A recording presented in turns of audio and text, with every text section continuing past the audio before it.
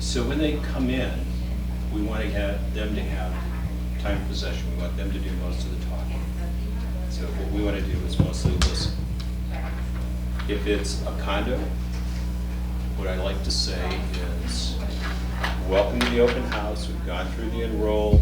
We've introduced ourselves, or we haven't introduced ourselves. And I'd say, this is a 1,000 square foot, 2-bedroom, 2-bath, fee simple condo. And then I shut up. Then they talk.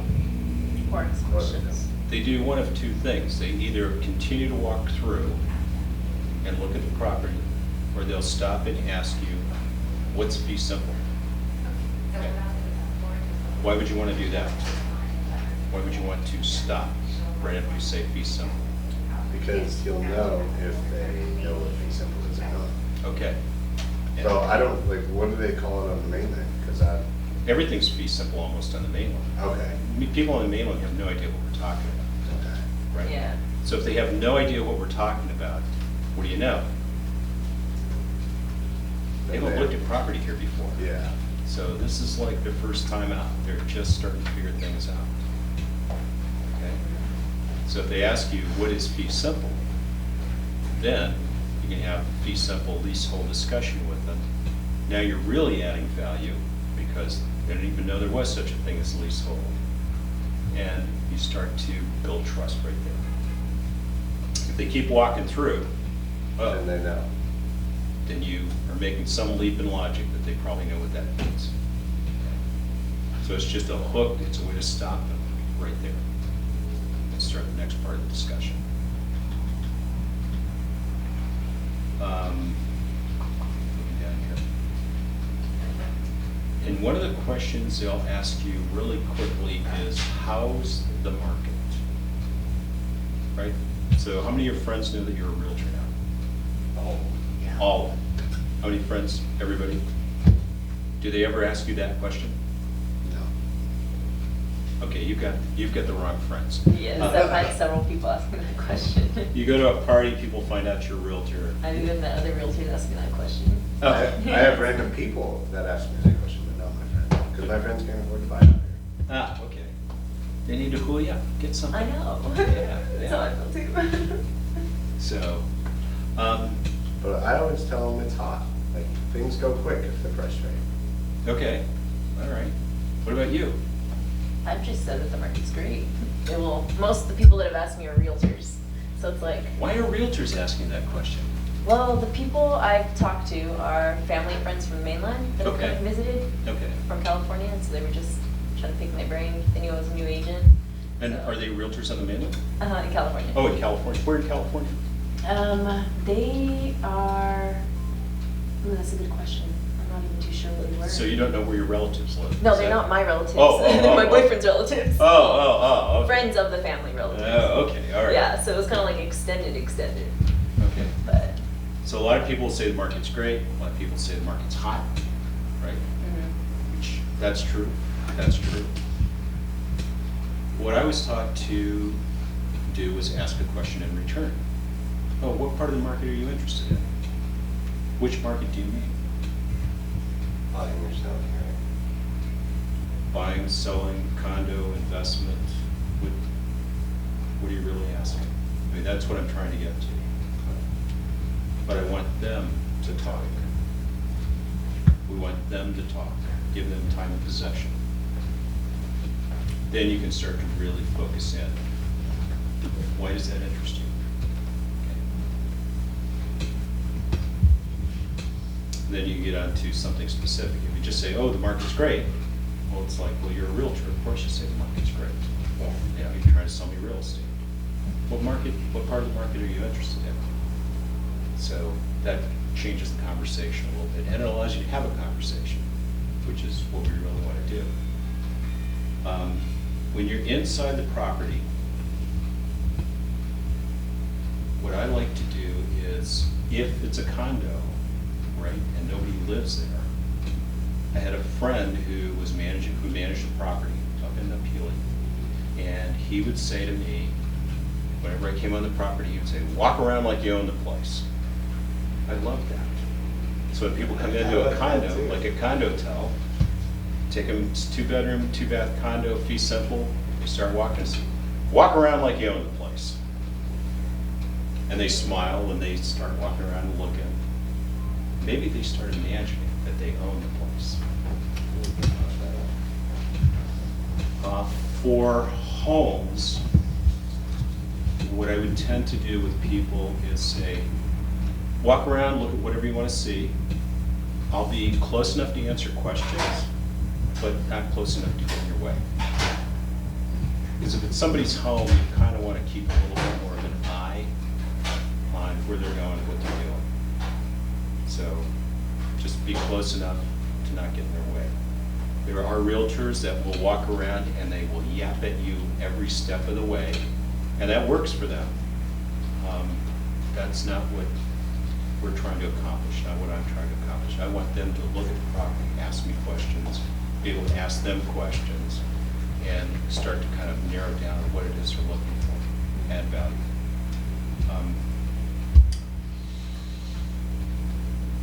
3 top questions, and actually we've got this, 3 top questions, and we'll talk about the next thing. When people come into your open house, what are the things that you really want to know? Are they pre-approved? Okay, so you're kind of getting ahead of us. Hi there, welcome to the open house. Are you pre-approved? That's good. Time frame? Time frame, yeah. So, If they're working with someone? if they're working with someone, yeah, we definitely want to know that. So, question I like to ask is, what brings you to the open house today? That's a really good question. They may not even be looking to buy. Yeah, I shadowed an open house and the main people, or actually the only people that came in were neighbors. They just wanted to come in and look. They were the nosy neighbors, Yeah, right? Exactly. Okay.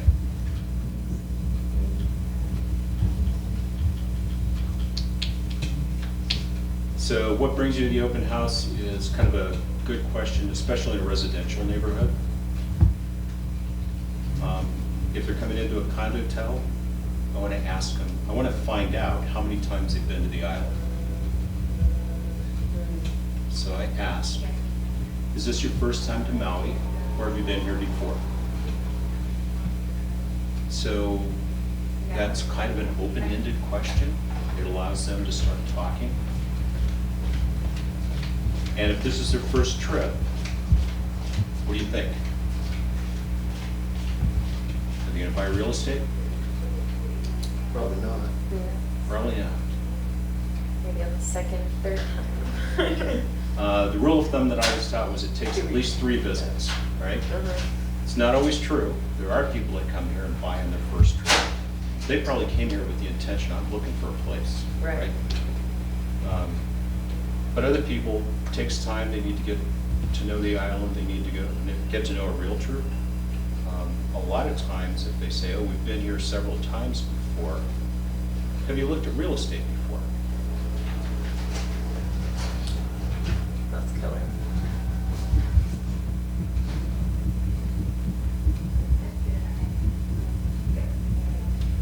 And then do you say, they say yes, are you working for an agent? Yeah. Are you working with an agent?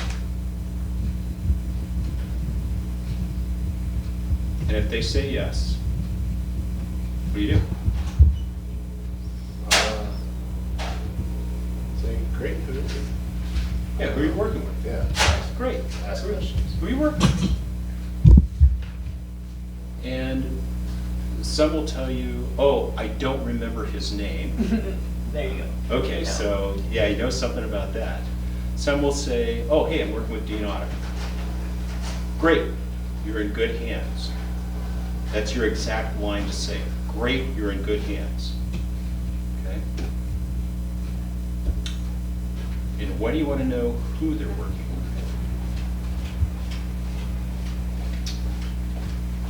I don't know. Just for personal curiosity, if you know them.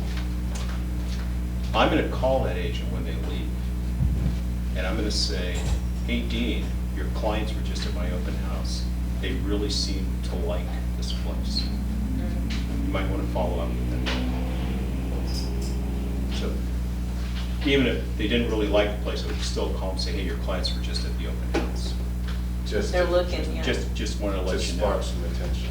I've had people come on island that I didn't know were here, Is that where you were working with? that I had shown property before. And they would tell the agent, oh, I'm working with Lee. And then that agent would call me. So there used to be 3 or 4 of us that would sit the whole open house on the west side. And we'd call each other in the morning, say, hey, I'm going to be at this complex. Oh yeah, I'm going to be up on Kahana Ridge and be holding open house up there. And we would call each other during the day and say, hey, these people were just through, I sent them to you. But the main reason for the listing agent is I want to be able to call that other agent and get that person to follow up with his or her clients and then give me feedback or bring me an offer.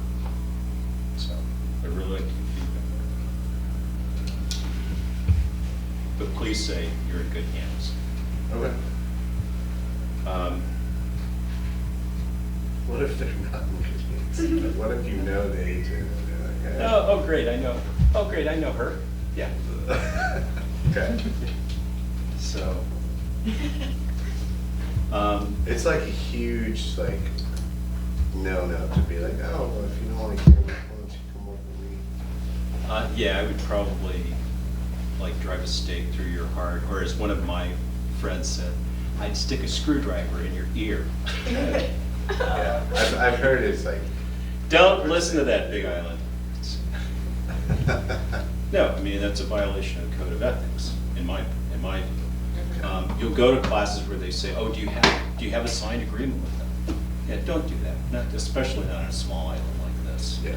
Because everybody's gonna know, and it's bad behavior.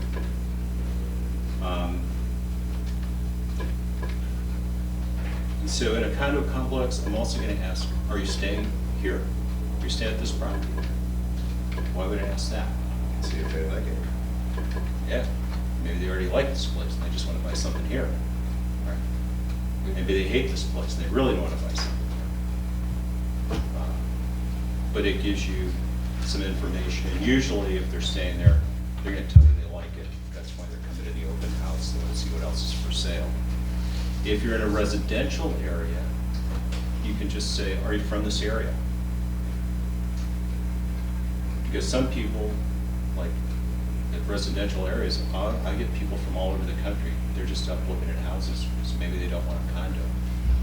I also get people who are from another part of the island and they like to live in that area. So it kind of allows me to get my bearings with who they are, where they're from, and what brings you to the open house today. And I'm looking for a friend. Yeah, we're looking to buy our first house. Okay.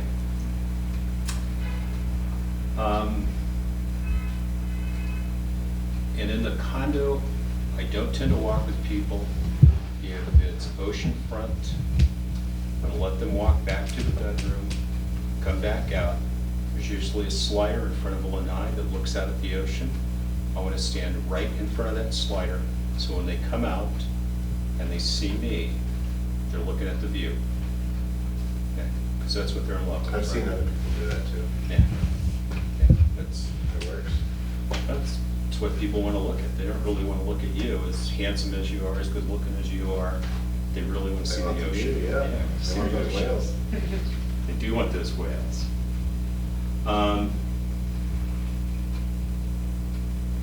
And as people are walking through, and we're kind of getting to the end of things, I would say, you know, if you're thinking about buying a condo in Maui, there are really 4 things that you really need to know before you invest in a condo.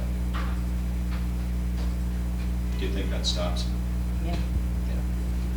Because people don't want to do the wrong thing, they want to do the right thing.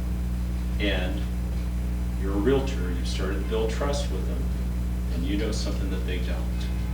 So you can really add value by having the 3 things. If you want to know what the 3 things are, and it's actually 4 things on my website now, you can just Google buying a condo in Maui, and it'll take you to 4 things you need to know before you invest in a condo in Maui. And it's an article I wrote. It was based on making mistakes myself and collecting information from all of our clients about things that they needed to know, but mostly just about holding open house and what were the questions that people asked me over and over and over again. So one thing is you need to understand how homeowners associations work. Do most of our properties on Maui have a homeowners association? Yep. Do all condos have a homeowners association? Yep. Okay, all of them do. And do people get sticker shock when they look at the fees for those Oh, yeah. things? Okay, so you want to know, what's that all about, right? Number two is rental options, okay? Because people will come to a condo complex that's got a front desk, they think it's a hotel. And how does that work? Can I do VRBO? Can I do Airbnb? They're not aware that there are off-site rental management options. Some people come to a residential property and think they're gonna rent that for vacation use. So you wanna know about associations, you wanna know about rental programs, how you can use your property. You wanna know if the property is leasehold or fee simple. This adds huge value when you explain this to people. And the fourth thing is financing. Has to be online with financing, 99% of the time. For a condo toll, it does, right? But people come to me and say, hey, I want to put 10% down on a condo toll. Can you put 10% down and buy a condo toll? I don't think so. No, the answer is no. You can't, right? What do you have for 25 or 30, depends on the complex, that? For vacation, no for vacation rental, for a condo toll. comment. Okay. So regular condo that's long-term rental, residential, yeah, it's whatever, I've had people do 0 down, right? So, but you just need to know how the financing works. I want to buy an investment property, I want to put 10% down. Will lenders give you an investment property loan with 10% down? No. The answer is probably no. No, it's going to be 25%, right?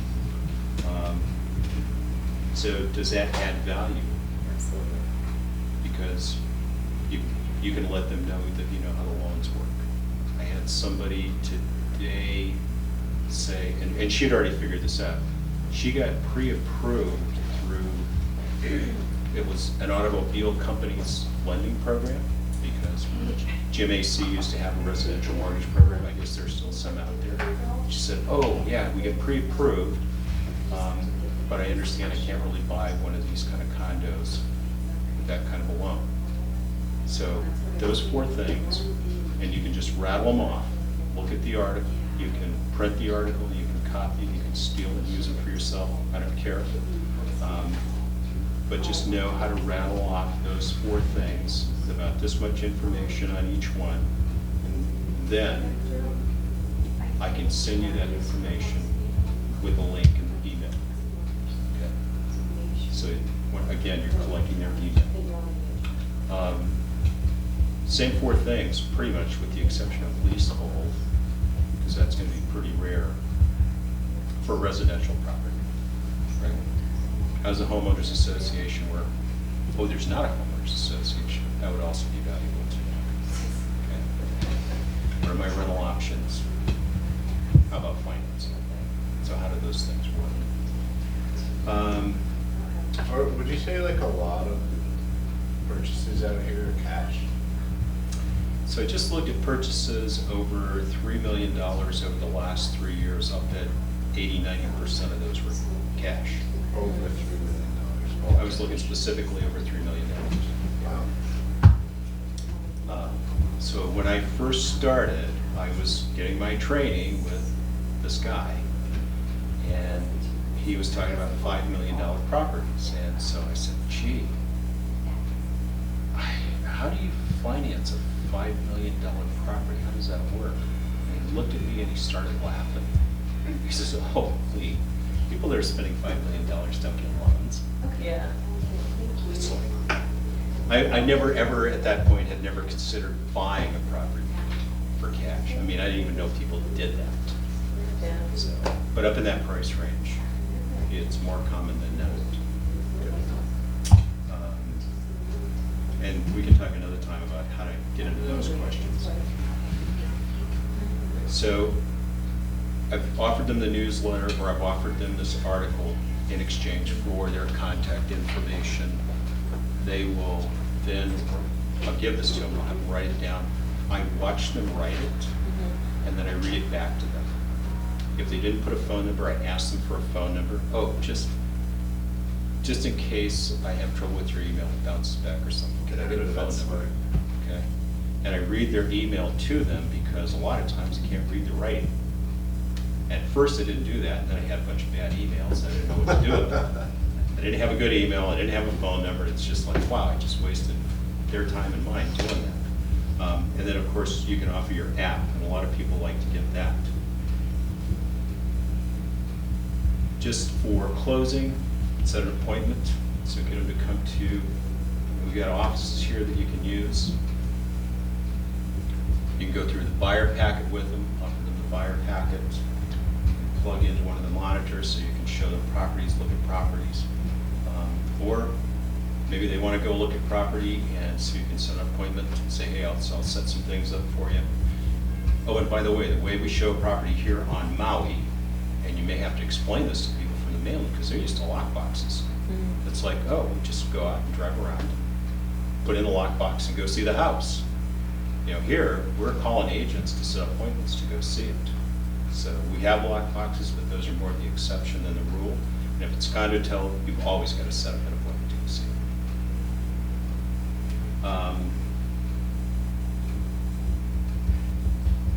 One great question is, when people are interested and you're having this conversation about property, do you have a home that you need to sell, or do you have a property that you need to sell?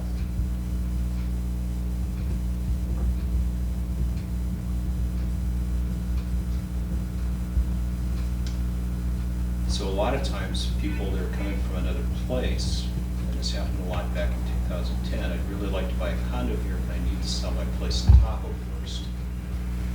Okay. If they're looking at a residential property, they may own a property already. Okay. So what does that do for you by knowing the answer to that question? Potentially, you could open up a referral. Could be a referral. What about a listing?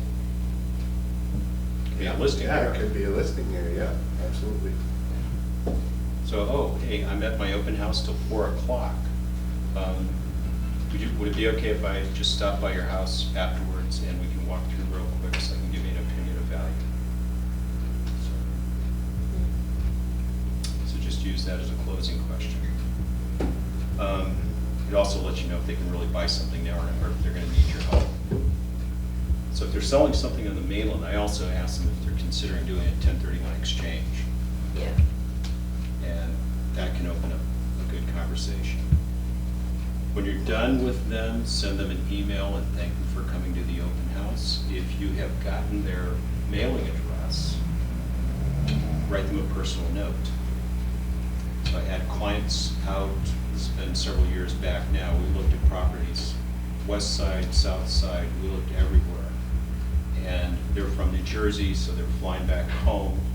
I had their home address, I sent them a little thank you card. Thanks for trusting me with your real estate investment here on Maui. We haven't found anything yet. You know, look forward to your next trip out. The fellow called me when he got home and said, oh, when we got home, we had the nicest card here. So they flew back out and down a condo here now. So people love personal notes. Put them into your database and drip on them. So whenever somebody gets into our database, we're going to set them up on a property search. So if we're looking at one bedrooms, I'll ask them, would you like to see new listings on Maui? So if it's all right with you, I'll set you up for all the one bedrooms in this price range or at this property. And then I will do that. If they're coming in an open house, you're going to have that kind of information and set them up. And then I'm going to send them a follow-up email and say, hey, I just sent you or I just set you up to see all the one bedrooms in this area. My advice on the trip is set them up to see a slightly larger group than what their very specific data is. And I tell them that I'm going to do that because I don't want you to miss anything. We're gonna set up a little bit higher price point than what you said to allow for negotiation, so you can see price reductions, and so that you don't miss it. And then, if they don't like that, they will tell you, and you can narrow the search. But it gets them to be more responsive. They're seeing a few more emails. Put them into Paragon, put them into Command, whatever you're using for a database, so that you know that they're getting notifications. Ideally, you can see that they got a notification. Offer them your app. Okay? Are you like gung-ho on Command?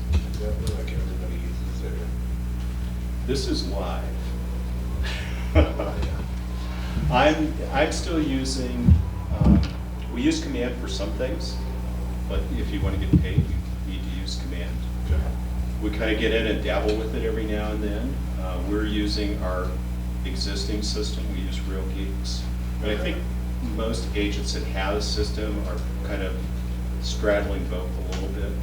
I mean, my intent would be, I want to move to Command because it does more and it's free, right? But right now, I've got systems set up through my website, and it's also my public-facing website. So if you go to my website and you're interested in real estate now, you can find out how to do a 1031 exchange. You can find out what you need to do to get a loan. You can find out what we do. I mean, we've built this over years and years with lots of It's kinda articles like on a it. Well, Works. and people come to it. I Yeah, mean, so, we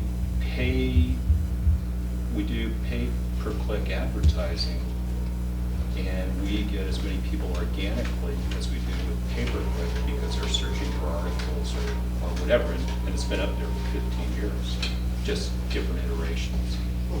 So, yeah, my intent is to use Command, but we have limited amount that we're using. If I was starting out, I'd definitely use Command. okay. So, I mean, I've always used a CRM from long before I was in real estate. I just can't imagine running a business without a CRM.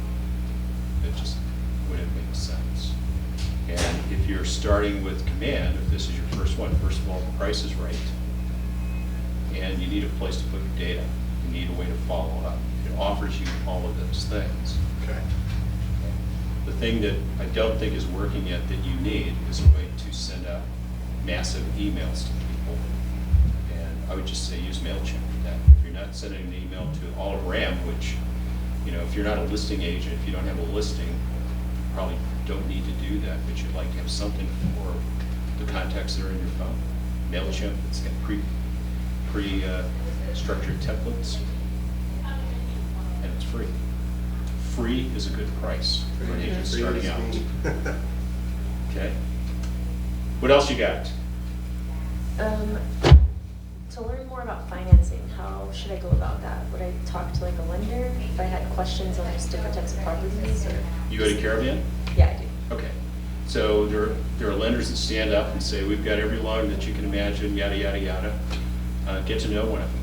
Say, hey, I'd like to understand more about this. Okay. Especially some of the newer lenders, because they know that old dogs like me are probably not going to work with the newer lenders very much. I've got the ones that I trust, right? We have, at our team meetings, we have a lender come in, 2 times a year maybe. So the 3 or 4 lenders that we use the most will have them come in and talk to us about what programs are available. Very cool. Okay? I have rattled on long enough. If you have questions, first you can go to my website and look.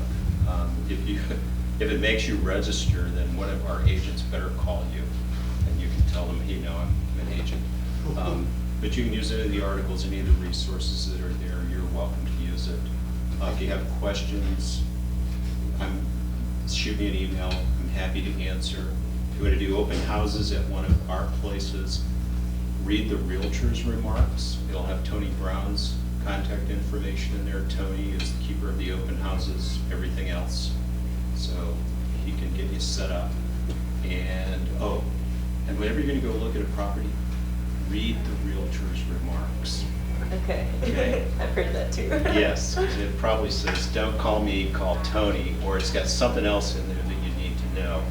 I've talked to probably 3 realtors that called me because they were looking at an REO over on the west side, and the agent would get annoyed with them when they called her and said, read the realtor's remarks. It's like, oh, I forgot to do that. Yeah. And then they don't get the information they want, and then for some reason they call me. Awesome. All right, that's it, Big Island. Aloha.